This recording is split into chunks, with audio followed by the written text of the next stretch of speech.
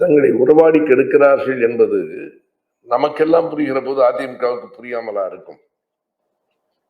புரிந்தாலும் அவர்களால் மீறி வர முடியவில்லை என்றால் வேறு ஏதோ நிர்பந்தம் இருக்கிறது என்று அதற்கு பொருள். எப்போதுமே பிஜேபியினுடைய ஒரு திட்டம், அமித்ஷா போன்றவர்களின் திட்டம், ஒரு மாநிலத்திலே 2 கட்சிகள் வலிமையாக இருக்கின்றன என்றால் 2ல் ஒன்றை அழி, 2வது இடத்தை பிடி என்பதுதான் அவர்களினுடைய அடிப்படையான சூத்திரம்.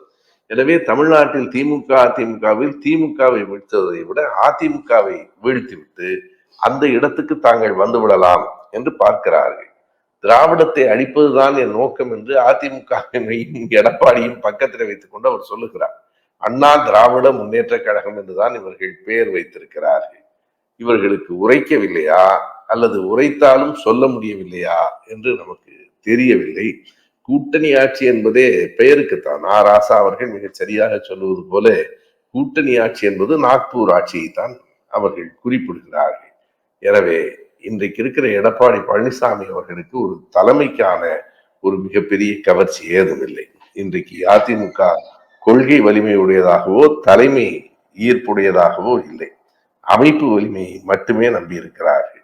அந்த அமைப்பு வலிமையை அடித்து காலி செய்வதுதான் அமித்ஷாவினுடைய அடிப்படையான திட்டம்.